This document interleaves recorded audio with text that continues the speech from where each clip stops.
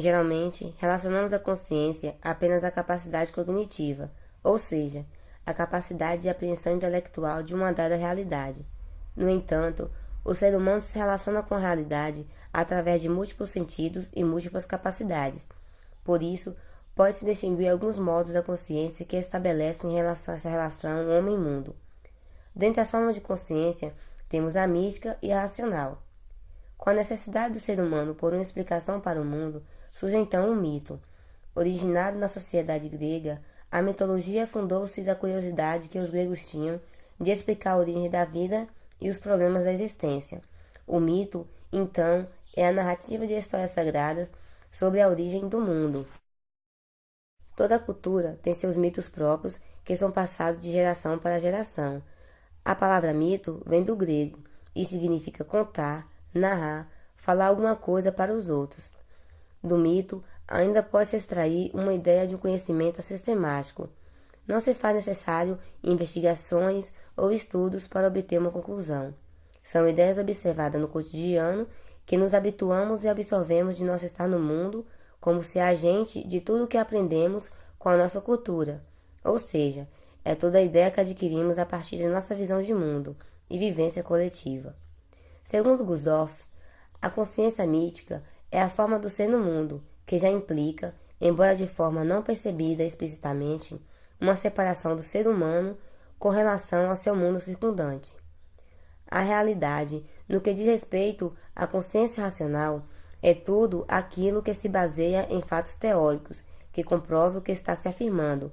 É a busca pela compreensão da realidade de que se dá através de princípios estabelecidos pela razão.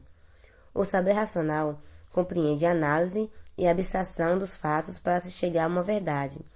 Essa forma de conhecimento está associada à ciência e à filosofia, campos de estudo lógicos que, para alcançar seus objetivos, fundamentam suas teorias somente através da razão e de fatos que condizem com a realidade. Como defendia Descartes, um dos grandes precursores do racionalismo, o verdadeiro conhecimento das coisas externas deve ser conseguido através do trabalho lógico da mente.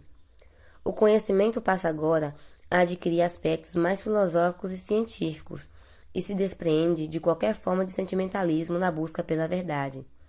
Tudo o que se diz tem que haver, de certa forma, uma base verídica, que comprove uma afirmação e não sendo suficiente apenas o que foi dito de quem para quem. Percebe-se até aqui que há fatores convergentes e divergentes existentes entre o mito e a realidade, uma vez que há sentidos como forma de conhecimentos incompatíveis em alguns aspectos, mito e realidade pode ser o caminho da verdade. O pensamento racional e científico não seria um desmistificador de mitos ou substituto do pensamento místico, nem a linguagem mística seria então considerada como fantasiosa, uma vez que subjaz entre essas duas linhas de pensamento o que Kant denominou como apriorismo, sistema filosófico que procurou conciliar e superar as limitações de ambas as formas de conhecimento. Dessa forma, para Kant, nem o racionalismo, nem o empirismo são respostas totais e fechadas às questões que pretendem responder. Contudo, a linguagem mítica e a razão são dois fatores de nossa inteligência que se encontram sempre relacionados, pois é necessária a sensibilidade proveniente do saber místico para o entendimento, assim também como é necessário o pensamento racional para levar o conhecimento de forma mais ampla e especificada. Dessa forma, ao associar a forma como a linguagem mitológica explica as coisas no mundo com a maneira que a ciência também o faz, percebe-se que para fundamentar suas teorias, toda a linguagem racional se baseará em um objeto de estudo, cujo se encontra justificamente no mundo, espaço onde o mito está presente e vivo em cada ser, em cada história, direta ou indiretamente com a sociedade. Portanto, todo conhecimento, seja ele empírico-lógico, serve para explicar algo. Partindo desse pressuposto, falar de uma verdade seria então afirmar que a explicação das coisas existentes e suas origens são de certa forma relativa.